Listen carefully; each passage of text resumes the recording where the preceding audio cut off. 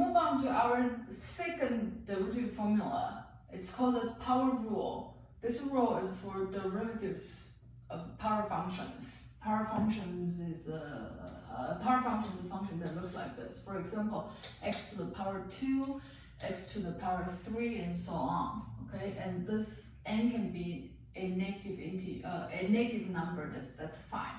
Okay, so our next important formula is when I differentiate a power function, its derivative is always n times x to the power n minus 1. So I bring down the exponent to the front, and I subtract 1 here in the exponent. So this is our second derivative formula.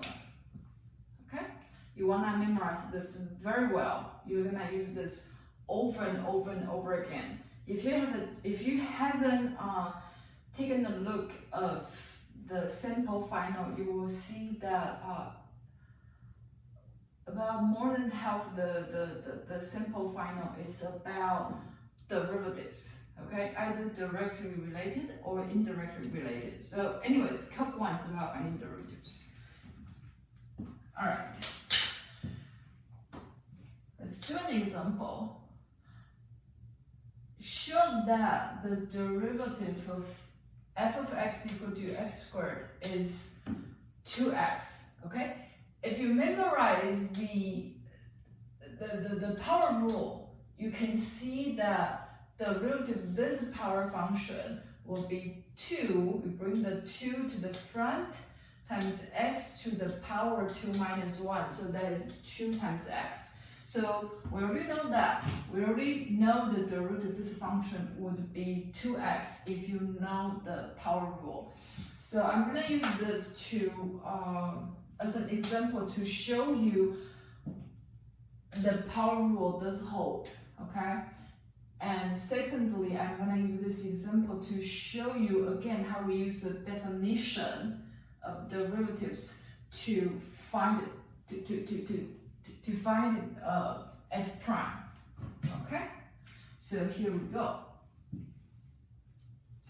Derivative of this function f is f prime, right?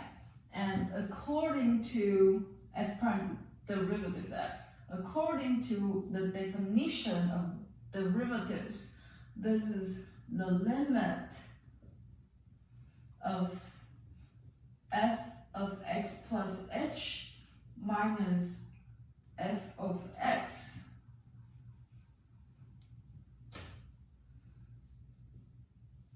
over h. Okay, and once again, we're going to stick with baby steps, even though there is a lot happening on the board. And just like all letters, you barely see a number. The only number we see is the 2 here. So this could be a little overwhelming. However, keep in mind, you are patient. Patient means you do one thing at a time and you keep going. All right, so this is my f of x. So when I have f of x equals x squared, what is my x plus h, f of x plus h? So I will plug in whatever input I have into the formula. So f of x plus h is x plus h, the whole thing squared. And f of x will just be x squared. Okay, so in this step, I simply do plugging, right? Figure out what is f of x and what is f of x plus h. Next, I'm gonna try to simplify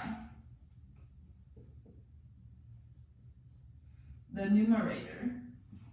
So on top, I don't need to bother the bottom, okay? Actually, right now it's just hanging out there, chilling. Let's just focus on the numerator. So when I have a plus b squared, okay? Again, if you don't have this, if you don't remember this formula, then you should add this to your personal formula sheet to help you to organize what you need to know, okay? When I have a plus b whole thing squared, this is equal to a squared plus 2ab plus b squared, okay? And now a is the x, b is the h. So the first term gives me x squared plus 2xh plus h squared, okay? So if you compare things in this parenthesis and things here, you can see they are exactly the same except the laters. Then minus x squared. Okay, so now I want to simplify my numerator, right? So I notice that I have 1x squared here and I have 1x squared here and it's a minus sign, so perfect. Boom, boom, they are gone. So now what do I have? Limit of limit of 2xh plus h squared over h, and let h approach 0.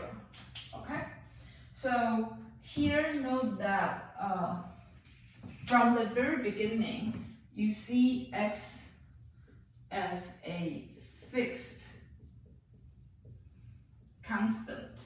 Okay, just imagine x is like 0 or 2 or whatever. Okay, so you want to treat x as a fixed constant, and the h is the variable that's gonna approach 0 from both the left and the right.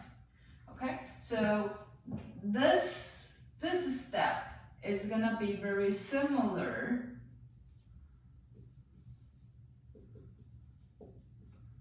to a problem like this. The limit of 2 times 3h plus h squared, this is times, over h, okay? So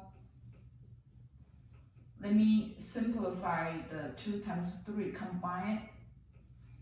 So I'm basically working on a problem like this, okay? All right, so now if you go ahead and look at our homework 1, you will find that we have a problem that's very similar to this, except I use x as the variable instead of h, right? But it's the same thing. I have a rational function. This is a polynomial, this is a polynomial. I have a rational function. I'm taking the limit of this rational function. So what do? I try to see, can I plug the 0 into the denominator? Oops, 0 in the denominator, no, not cool. Therefore, I move on to the next step. I factor my polynomials and try to simplify this as much as possible and see what we get, right? So this, what did we do? We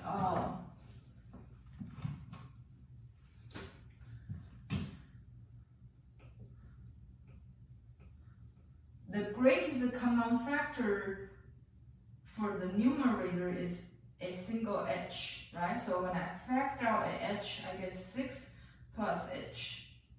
Then I keep the h there, downstairs. And now you can see that I have 1 h on top and I have 1 h on bottom, and they cancel, so I'm taking the limit of of 6 plus h and let h approach 0, right? So now if I am taking the limit of this guy, this is just a polynomial, I simply plug 0 into h and I get 6.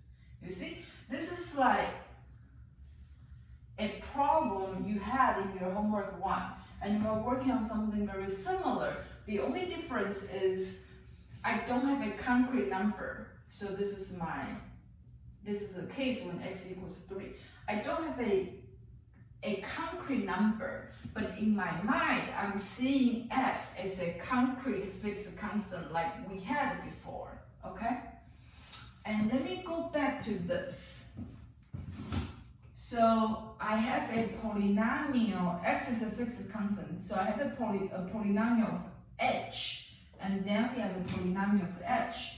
I cannot plug 0 into the h because I will have a 0 in the denominator. That is not cool, so therefore I factor my polynomials. On top I can have a common factor that is h.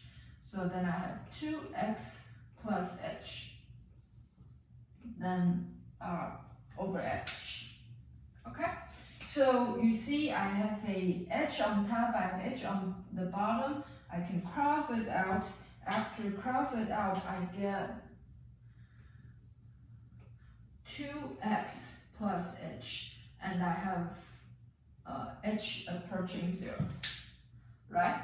Okay, so again, I'm treating x as just the number, okay? So imagine if x was equal to 3, then I would have 2 times 3 over here, right? So this part is just a number in the I of h.